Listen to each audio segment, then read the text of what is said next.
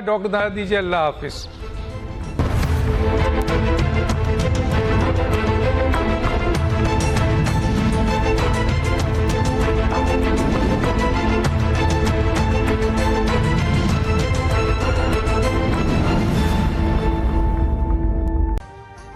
अभी सब्सक्राइब करें ताकि कोई खबर रह न जाए।